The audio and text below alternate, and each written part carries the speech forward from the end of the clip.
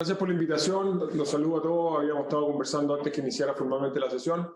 Un saludo afectuoso a todos, veo que se ha conectado el senador Elizalde, la senadora Proboste y saludo también especialmente a Hans, hemos estado en un par de instancias también previamente hablando de hidrógeno. Voy a intentar compartir, presidente, si a usted le parece, una presentación que tenemos, que va a ayudar a guiar mejor, creo, la conversación. Déjeme ver si logro hacer esto bien. A ver. ¿Se ve bien la presentación o no? Se ve bien. Sí, se ve bien. ¿Cuánto tiempo tengo? Porque yo cuando me pongo a hablar de hidrógeno me entusiasmo y me puedo alargar más de la cuenta. Entonces, nosotros habíamos pensado una media hora. ¿Es mucho eso o está bien? Dele nomás, ministro. Sí, no tenemos apuro. Yo creo que esto es importante para todos. Es una reunión un poquito formal, informal. No sé si te parece, Rafa. Sí.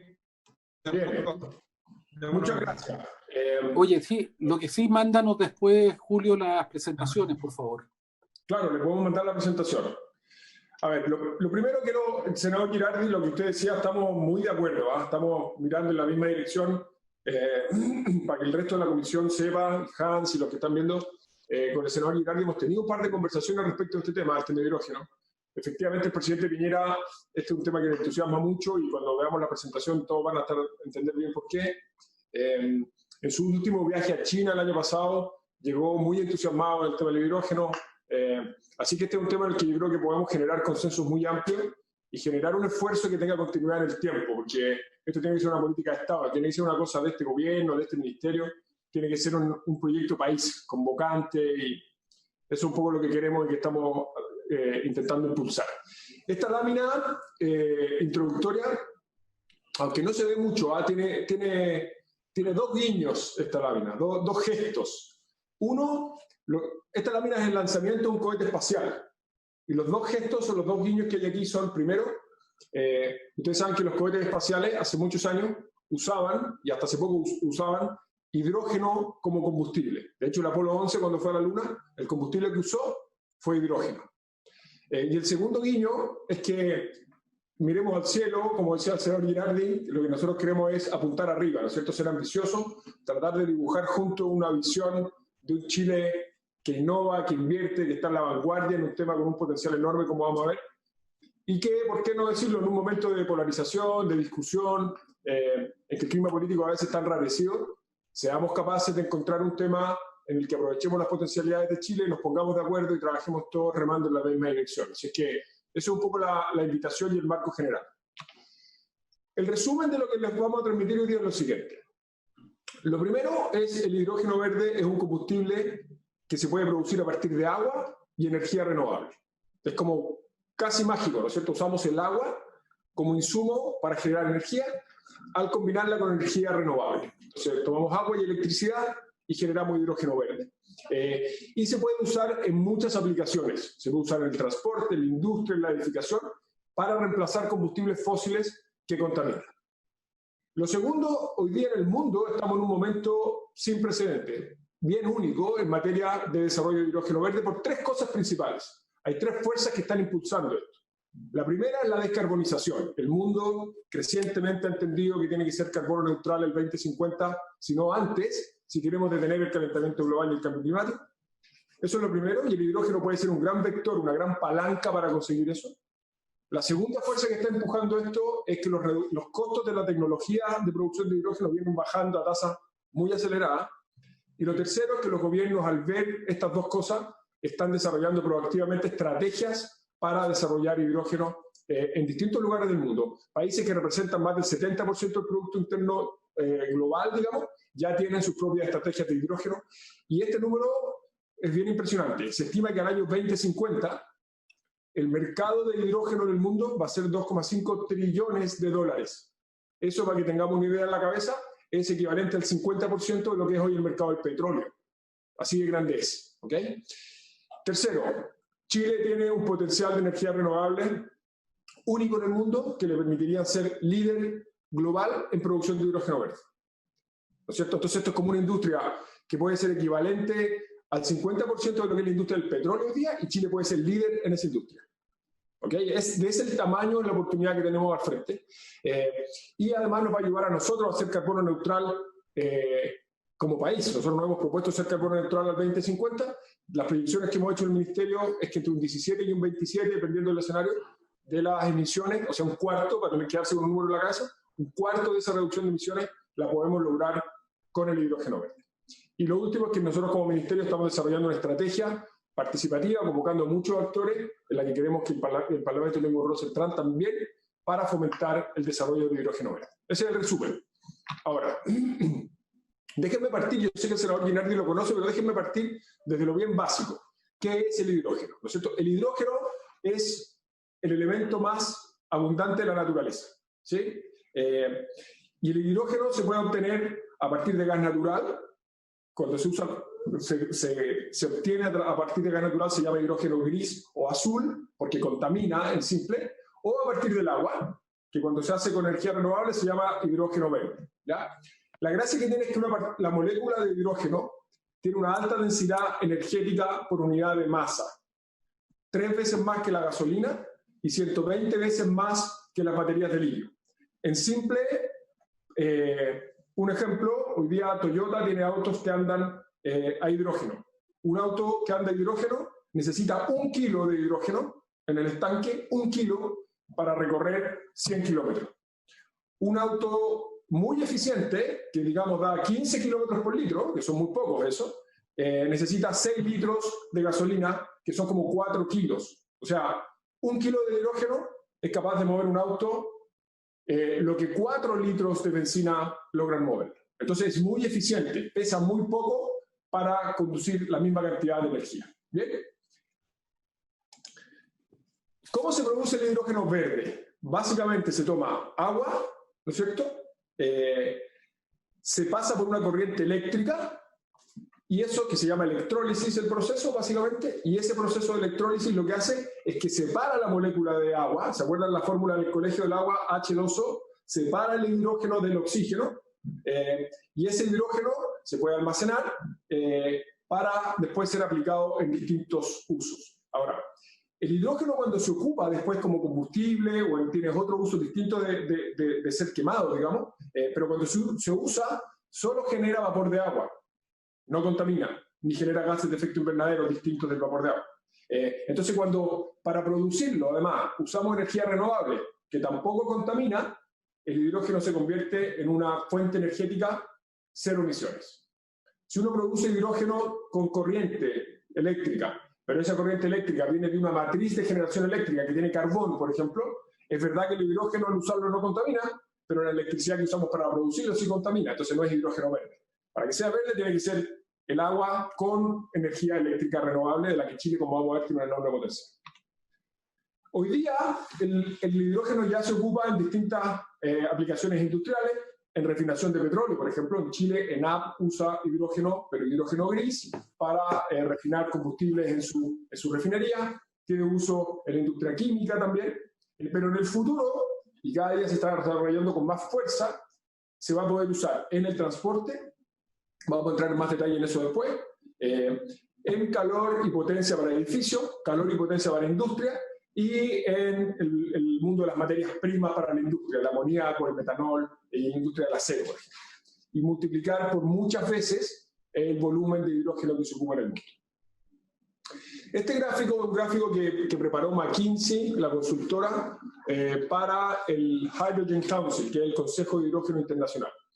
Y lo que muestra es cuándo van a hacerse competitivos o van a ser adoptados de manera masiva en el mercado los distintos usos de hidrógeno. Entonces, por ejemplo, si ustedes miran el año, partimos de arriba hacia abajo donde dice transporte, ¿no es así? Dice cargadores y el punto ahí está en el año 2018.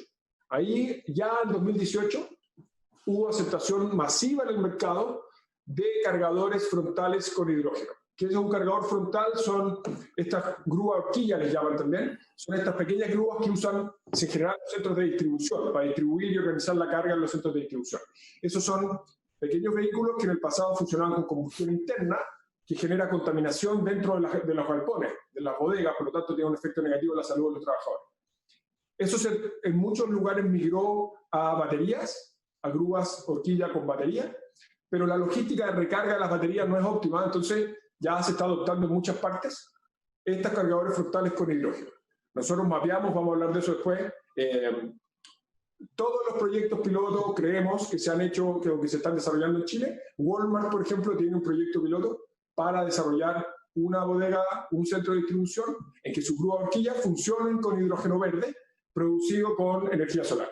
Y ya tiene centros de distribución en Estados Unidos en que sus grúas de horquilla para sus centros de distribución operan con hidrógeno verde. Entonces, en esa tecnología ya tiene adopción bastante masiva. Después los buses, por ejemplo, ya también hay buses en distintas partes del mundo que funcionan con hidrógeno verde. En las vans estamos a punto de llegar y así se puede leer, no quiero quedarme en cada una de las aplicaciones, pero si ustedes se fijan en transporte, en los próximos años se va a empezar a generar un mercado muy masivo de uso de hidrógeno verde en autobuses medianos, en minibuses, en camiones. La minería, por ejemplo, podemos hablar de la minería después, pero quiero hacer un pequeño, profundizar un poco en eso, sobre todo porque es un tema que a esta comisión le importa mucho. Si uno mira la minería chilena, en lo grueso, en sus fuentes de uso energético, ocupa mucha electricidad y ocupa mucho diésel, digamos, ¿no? En electricidad la minería chilena ha avanzado una enormidad en limpiar sus contratos de suministro para usar energía renovable y así bajar la huella de carbono de su cobre. Pero hay un segundo espacio donde tiene que avanzar mucho todavía, que es el transporte. Un camión minero puede consumir en un día entre 2.000 y 3.000 litros de diésel, ¿no es cierto? Las estimaciones que hay es que en el año 2030, que está a la vuelta de la esquina, el hidrógeno verde ya va a ser competitivo con el diésel y va a permitir reemplazar el diésel en los camiones mineros, diferenciando aún más nuestro cobre en el mundo. Los compradores de cobre en el mundo y muchos de los inversionistas que compran los bonos de las compañías o que compran las acciones de las compañías ya están exigiendo que las compañías mineras reduzcan significativamente su huella de carbono. Entonces, en Chile se da una particularidad adicional y es que las operaciones mineras en general están en lugares en el norte donde hay muy buena radiación solar, por lo tanto, cerca de las minas se pueden instalar los parques solares que generen la electricidad para producir el hidrógeno. Ahora, muchos preguntan cuando nosotros explicamos esto, bueno, pero ¿qué pasa con el agua? El hidrógeno es muy poco intensivo en agua, lo vamos a ver después. En la minería la estimación que hay es que con menos del 1% del agua que ya utiliza hoy la minería chilena, esa 1% con la energía solar que está al lado de las minas, se puede producir todo el hidrógeno que se necesita para reemplazar el 100% del diésel de la minería chilena. ¿Ya? O sea, la oportunidad para la minería es gigantesca. Podemos hablar de eso al final en las preguntas o en los comentarios, pero nosotros creemos que la minería es una de las industrias que nos va a ayudar a sacar esto adelante. Y además del transporte, el hidrógeno va a tener aplicaciones muy importantes en una serie de otras aplicaciones que hay ahí en la industria, en generación de calor y energía residencial, energía industrial, generación eléctrica, etc. Algunas cosas clave del hidrógeno. La estimación es que habría hasta 500.000 millones de dólares en inversión global al 2030. O sea, en los próximos 10 años, la estimación es que se van a invertir 500.000 millones de dólares en el mundo en torno al hidrógeno verde. Segundo, hay siempre un mito de que el hidrógeno es inseguro, que explotan los estanques, que esto es una cosa que viene del pasado. Eso ya no es cierto, la tecnología ha avanzado muchísimo y hoy día el uso de hidrógeno es tan seguro como el uso de otros combustibles. Tercero, que lo mencioné al principio, solo emite vapor de agua cuando se usa, ¿de acuerdo? Por lo tanto, no genera contaminación. Cuarto, requiere, como decía yo, muy poca agua. Y ahí está el número que yo les mencionaba de la minería, ¿no? Porque mucha gente también dice, ¿cómo vamos a empujar esto, ministro, si es que estamos en sequía? No sé. Esto es muy poco intensivo en agua. El costo de producción del hidrógeno verde depende principalmente de la energía. Y como nosotros tenemos un enorme potencial de energía renovable barata, que ya es muy barata y debiera seguir bajando, eso es parte importante de lo que nos da una ventaja competitiva para ser líderes en el mundo. Y como decía antes, esto tiene mayor densidad energética que las baterías de litio.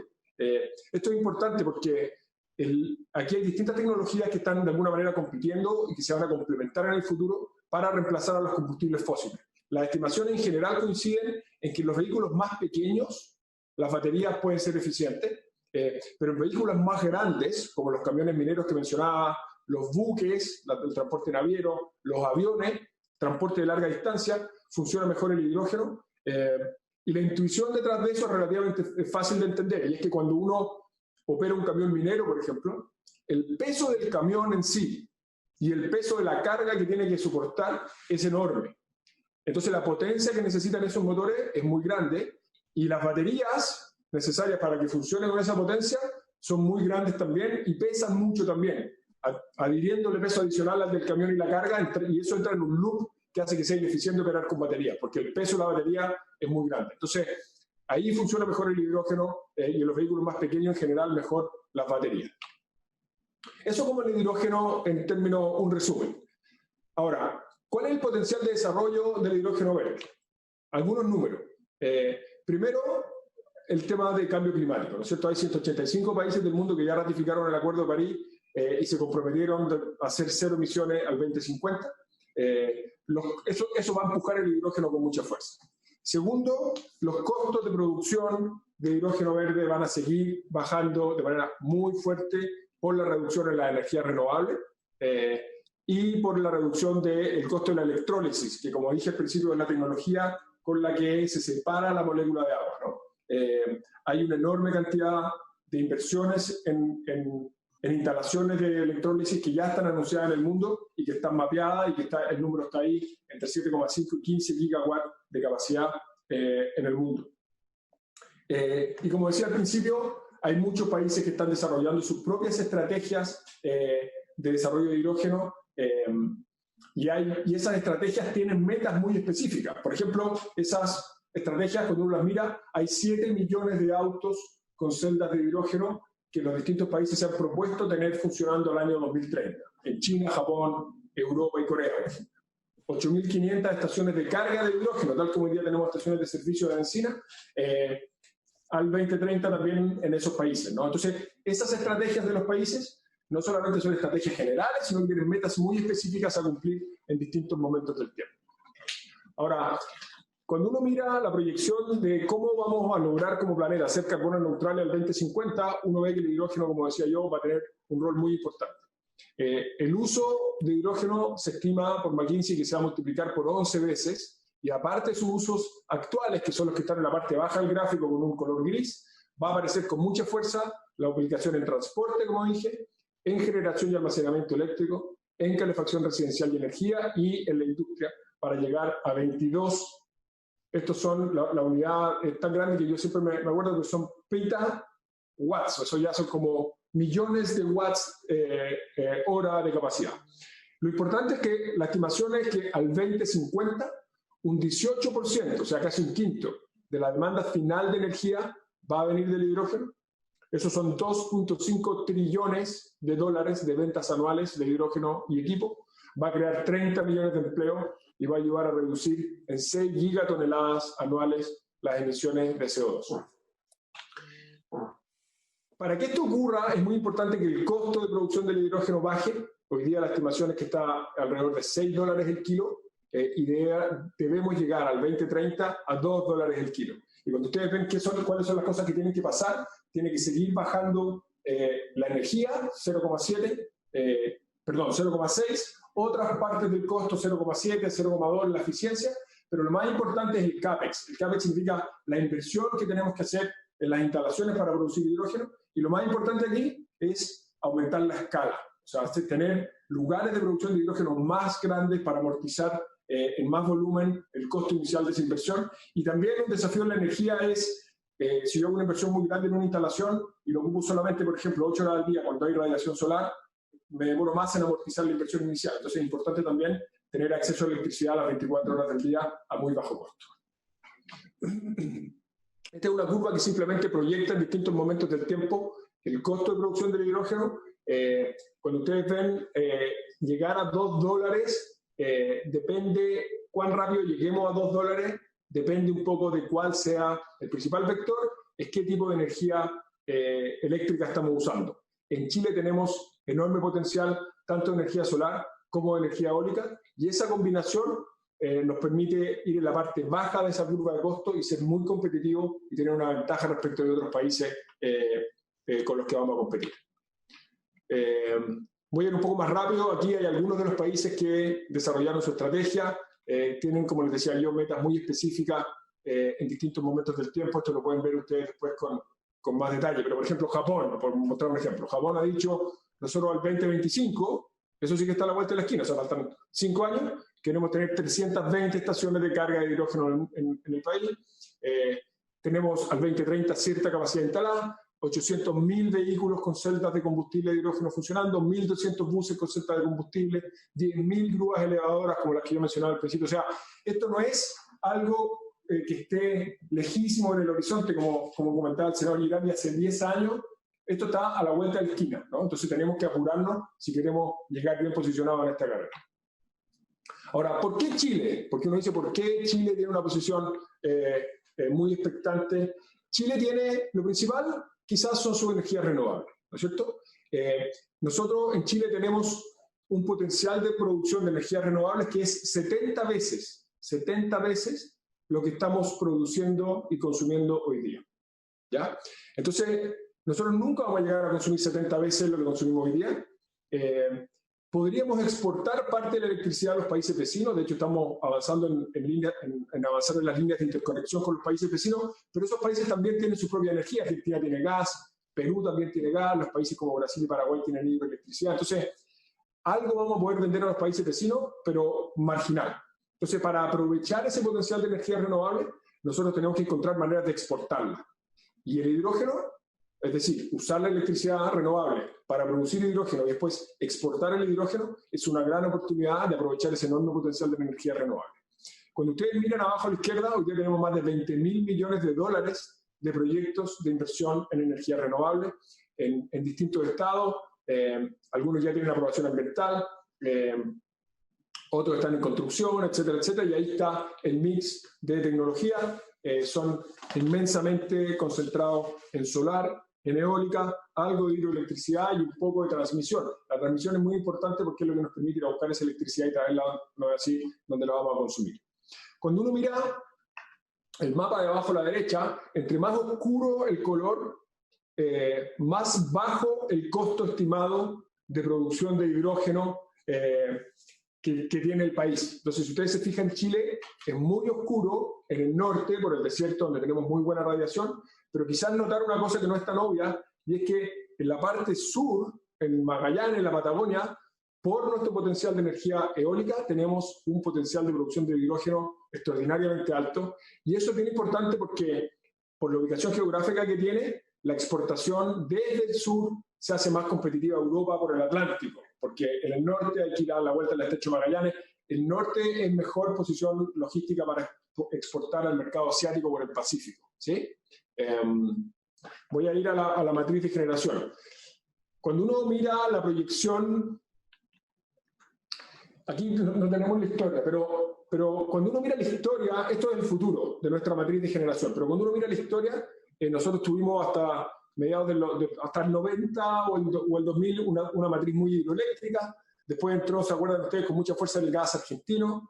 Cuando se cortó el suministro argentino, entró con mucha fuerza el carbón para seguirle el paso a la demanda eléctrica. Y el año pasado el carbón representó un 37% de la generación eléctrica de nuestro país.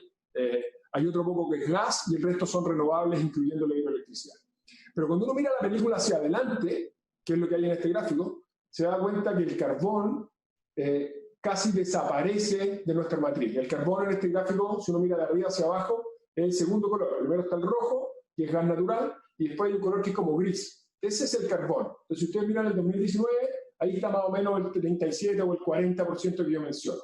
Pero si ustedes se fijan, empieza a desaparecer de manera muy rápida y empiezan a crecer con mucha fuerza la eólica, la solar fotovoltaica, estoy yendo ahora de abajo hacia arriba, y después la energía solar con concentración solar de potencia. La hidroelectricidad mantiene un peso pero no crece, ¿no? Y después, a la medida que avanzan las tecnologías, empiezan a entrar otras, pero nosotros al 2050 vamos a tener una matriz que va a ser 95% renovable. Y eso es esencial porque esta es la electricidad, sin perjuicio que se pueden hacer proyectos de generación dedicados a hidrógeno, pero esta matriz renovable da cuenta del potencial que nosotros tenemos. Una cosa para que ustedes se queden con otro número en la cabeza. Nosotros estimamos hoy que al 2030 o sea, en 10 años más, el 70% de nuestra matriz va a ser renovable.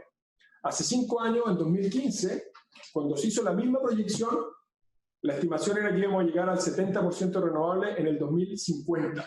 Entonces, esto va tan rápido que en 5 años la proyección del Ministerio de Energía adelantó el cumplimiento de la meta del 70% renovable en 2 décadas, del 50 al 30, ¿no?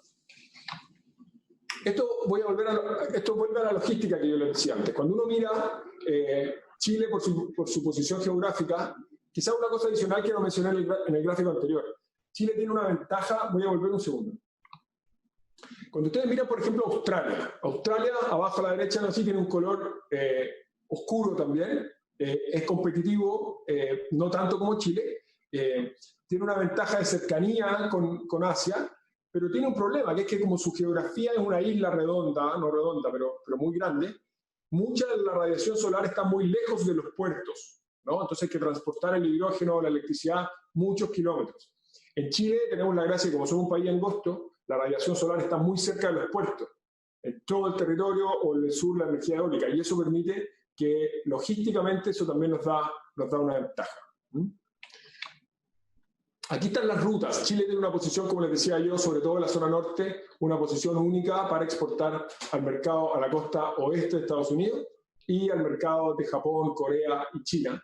Y a pesar de que estamos más lejos y el costo de transporte, como se muestran los números abajo, un poco más alto que el que tendría, por ejemplo, Australia, el costo de las renovables es tanto más bajo que en esos países que más que compensa el costo logístico adicional que tiene estar más lejos. ¿Bien? Y además desde la zona sur podemos exportar de manera competitiva a Europa. A la derecha hay los distintos tipos de transporte de hidrógeno, en honor al tiempo me los voy a saltar. Pero el titular ahí es que la tecnología para exportar hidrógeno en buque está avanzando de manera muy rápida. Japón ya inauguró un buque que transporta hidrógeno básicamente líquido, ¿no? Se licúa para exportarlo. Ahora, ¿cuál es el mercado potencial para Chile? Para que tratemos de bajar los números de Chile. McKinsey nosotros le pedimos que nos ayudara con una estimación bajando el número que había hecho para el mundo a Chile. Y si uno supone que Chile es capaz de capturar el 50% del mercado de Japón y el 20% del mercado de Corea del Sur y de China, eso significa que el año 2050 Chile en hidrógeno estaría produciendo 25 millones de toneladas de hidrógeno al año. Esos son más de 30.000 millones de dólares de exportaciones de hidrógeno. Eso significa que en el 2050 el hidrógeno podría generarle a Chile los mismos ingresos que genera hoy día la minería. Porque la minería, ustedes que son de esta comisión, ¿no? Así, la minería es más o menos un 10% del producto y el producto está como en 300.000 millones. Entonces hoy día la minería es más o menos 30.000 millones de dólares. La minería es, si no me acuerdo mal, un poco más del 50% de nuestras exportaciones. Entonces, que sea igual en 20 años más a lo que es la minería hoy, significa que transforma la economía chilena, ¿no? Y eso significaría que Chile estaría generando el 50% de la demanda global, el 5% de la demanda global de hidrógeno y el 1% de la demanda global de energía. Ahora, ¿qué necesitamos para que estos proyectos empiecen a ocurrir?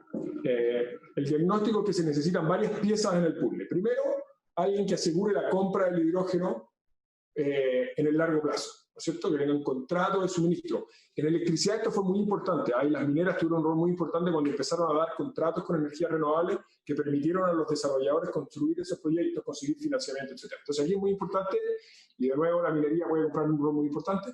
Los segundos son los inversionistas financieros, desde luego, que ponen el capital o entregan deuda. La ingeniería y la tecnología, que hablábamos al principio, que es esencial para el diseño, la construcción y la operación. El suministro de electricidad. El senador Girardi, por ejemplo, hablaba de Enel, que anunció un proyecto en el sur. En ese proyecto en el sur, por ejemplo, es el que construye el parque de producción de electricidad y suministra la electricidad, pero no produce todas las piezas del puzzle, suministra la electricidad, ¿no es cierto?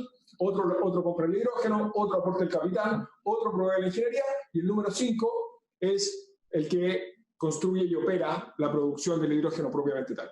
Y para que todo esto funcione se necesita un marco en el que hay condiciones regulatorias positivas y estables, ¿no es cierto? Y Chile tiene reglas en el sector energético que hemos ido construyendo gobierno tras gobierno, sin importar el color político, que tienen mucha continuidad en el tiempo y que están de alguna manera detrás de esas cifras de inversión enormes que vimos en algunas láminas atrás, ¿no?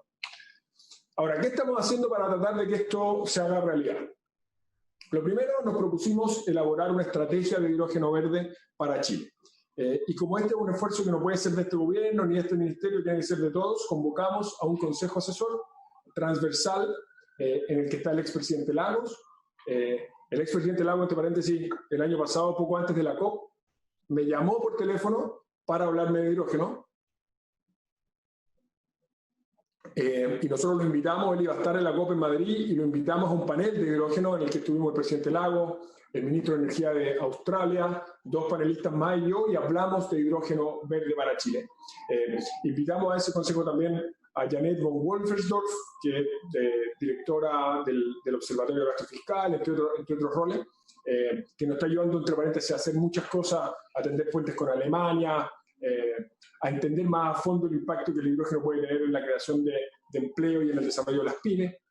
Convocamos a Vivian Blanló, que ustedes saben fue secretaria ejecutiva de la CNE, Klaus Schmidt, y además es directora de ICARE, nos va a ayudar también a tender puentes con el sector privado, que es esencial. Klaus Schmidt-Hebel, que es economista y que estuvo en la OCDE, tiene redes internacionales y ha estudiado mucho los temas ambientales. Marcelo Mena, que fue exministro de Medio Ambiente de la presidenta Bachelet, y que también estuvo en el Banco Mundial, conoce este mundo muy bien y nos está ayudando con puentes, con vías de financiamiento exterior, etc. Y Gonzalo Muñoz, que fue y sigue siendo el champion de Chile en la COP, que tiene también muchas redes internacionales y nos está ayudando a empujar esta agenda. Esa estrategia la vamos a elaborar con una secretaría técnica que está en el ministerio, pero nutriéndonos de la información y de los conocimientos de distintos actores, de las empresas, de la academia, de los expertos. Nosotros lanzamos esta mesa la semana pasada y hoy día hubo la primera de esas mesas técnicas, hoy día en la mañana, que funcionó muy bien. Se separaron en ¿cuántas mesas fueron? En 5 mesas temáticas específicas, todo virtual, pero está funcionando muy bien. Hay un enorme interés por este tema.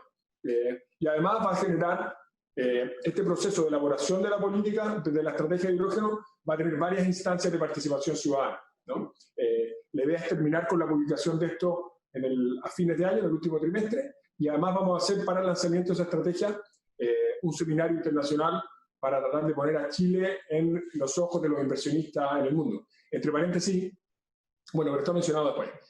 Además estamos fomentando proyectos pilotos. Como yo les decía, identificamos las empresas chilenas que están tratando de desarrollar proyectos de hidrógeno. Le estamos ayudando con fondos para desarrollar la prefactibilidad de los proyectos. Pusimos en el Instituto de Tecnologías Limpias de la Corfo, esto lo podemos hablar después si tenemos tiempo, pero hablamos con el Ministerio de Energía y de Economía y pusimos como uno de los focos principales de ese instituto el hidrógeno, el desarrollo de hidrógeno verde en Chile, y las propuestas que se recibieron de los distintos participantes tenían que hacerse cargo del hidrógeno verde.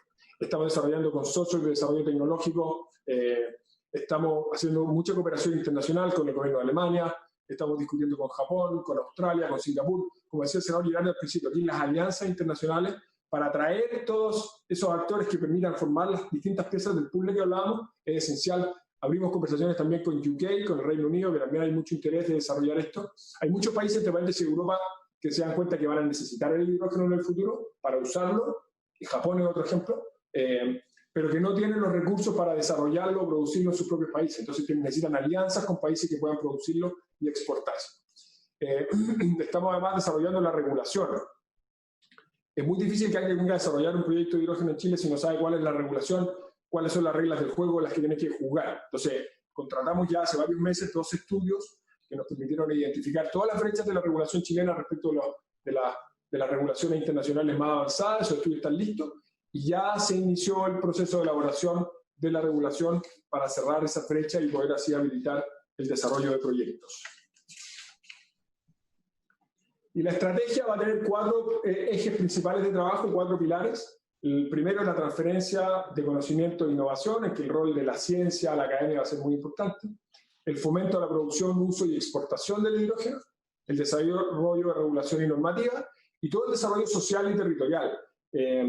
Aquí no tenemos mucho tiempo, pero a mi juicio una de las cosas que a mí más me entusiasma de esto, aparte de la oportunidad económica y la oportunidad ambiental, es lo social, porque este es un país que, como sabemos, es muy centralista, está concentrado en muy pocas industrias económicas. Y dada la ubicación geográfica que tienen los recursos naturales que nos permiten producir electricidad barata, la radiación solar en el norte, el viento en la Patagonia. El hidrógeno puede ser una oportunidad para desarrollar muchos polos de desarrollo en zonas geográficas del país en las que no necesariamente ha habido históricamente mucha inversión y generar así desarrollo social, territorial en todo el país. Yo creo que esa es una de las grandes cosas y por eso lo incorporamos como uno de los ejes principales de la estrategia. Esto me lo voy a saltar, ustedes lo conocen bien, pero el Ministerio de Energía tiene hace muchos años una filosofía, una cultura de hacer las cosas de manera muy participativa, convocando a todos los actores. Se hizo en la política energética del año 2015, se hizo en la ruta energética del año 2018, lo mismo en la actualización de la política energética que estamos haciendo ahora, y así lo queremos hacer también en esta política de hidrógeno, porque queremos que sea una política de Estado, que trascienda este gobierno, que convoque a muchos actores, porque es lo único que asegura que tenga continuidad en el tiempo y que sea realidad. Aquí hay un poco el cronograma de desarrollo de la estrategia, me lo voy a saltar, pero anótense ahí el 3 de noviembre es cuando vamos a hacer este congreso o este summit, lo han llamado internacional para poder dar a conocer la estrategia. Y hay muchas instancias de participación intermedia en las que van a poder contribuir todos los actores. Eso es, presidente. Perdón si me alargué mucho, pero creo que es un tema que merece que le dediquemos tiempo y en el que yo espero contar con la colaboración del Congreso, porque creo que la oportunidad para Chile es extraordinaria. Creo que solo la vamos a sacar adelante si la trabajamos entre todos, si hacemos de esto una política de Estado y remamos todos en la misma dirección.